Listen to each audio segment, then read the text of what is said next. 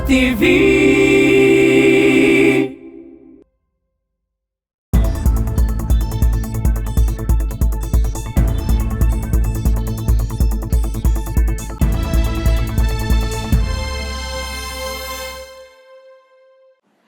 Pemirsa, kita jumpa lagi dalam program berita Esa TV yang menghadirkan sejumlah penerapan protokol kesehatan di perbankan dan di rumah ibadah.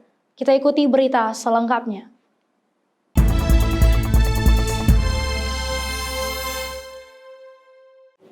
Penerapan protokol kesehatan di sejumlah instansi esensial seperti perbankan dilakukan secara ketat, seperti yang dilakukan di kantor Bank BRI Cabang Manado.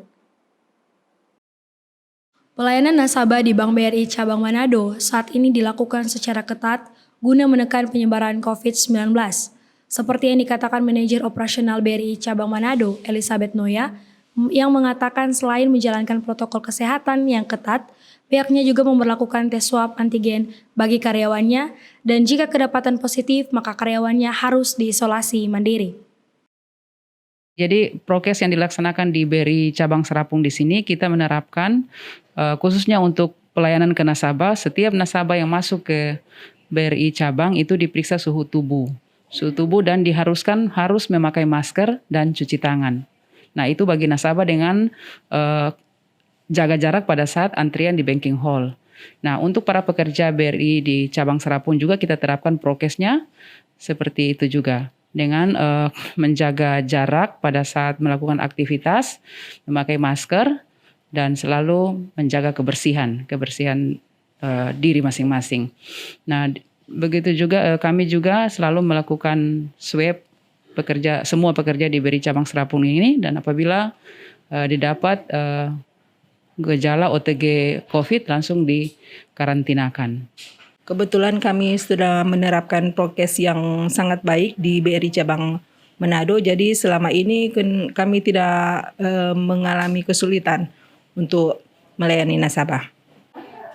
Dalam pembatasan jam kerja, kebetulan nasabah kami kebanyakan juga sudah tahu jam layanan, jadi biasanya mereka datang lebih cepat dari waktu yang ditetapkan.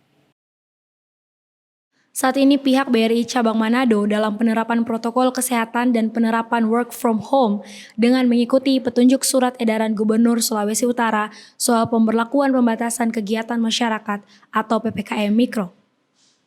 Sylvia Aweraro dan Filipus Wakdomi, jurnalis Esa TV. Pemberlakuan pembatasan kegiatan masyarakat atau PPKM Mikro di Kota Manado juga diterapkan di sejumlah rumah ibadah di Manado, seperti yang dilakukan di Gereja Katolik Katedral Hati Tersuci Maria, di mana sejumlah jemaat yang datang beribadah pada hari Minggu dibatasi kapasitasnya hingga 25%. Pemberlakuan pembatasan kegiatan masyarakat atau PPKM Mikro di Kota Manado juga diterapkan di sejumlah rumah ibadah di Manado, seperti yang dilakukan di Gereja Katolik Katedral Hati Tersuci Maria, di mana jumlah jemaat yang datang beribadah pada hari Minggu dibatasi hingga 25%. Sebelum adanya PPKM Mikro yang diedarkan Gubernur Surut, pihak Gereja Katedral Manado membatasi sekitar 30 hingga 35% jemaatnya. Apakah rumah ibadah ini ditutup selama PPKM berlaku? Tidak ditutup. Hanya dibuat pembatasan untuk umat yang masuk sesuai dengan anjuran uskup, yakni kalau sebelumnya sekitar 30-35%, sekarang dibatasi maksimal 25%. Tapi itu pun tidak pernah tercapai kuota karena umumnya orang atau umat itu lebih membuat isolasi sendiri untuk tidak datang di gereja. Hanya beberapa orang yang merasa diri cukup aktif untuk mau datang hadir. Dengan pembatasan itu maka berarti jarak di dalam gereja, karena kan kalau bangku gereja Katolik itu kan memang sudah tertata, terstruktur. Jadi kita dibuat semakin longgar lagi. Ada antara bangku yang tidak bisa diduduki. Dikatakan Pastor Frankil pada penerapan PPKM Mikro, selain membatasi 25% kapasitas jemaatnya untuk beribadah di gereja, pihaknya juga menjadwalkan pelayanan ibadah di rumah-rumah jemaat. Filipus Wakdomi, jurnalis SATV. Demikian berita kali ini, saya Putri Rompas pamit dan sampai jumpa.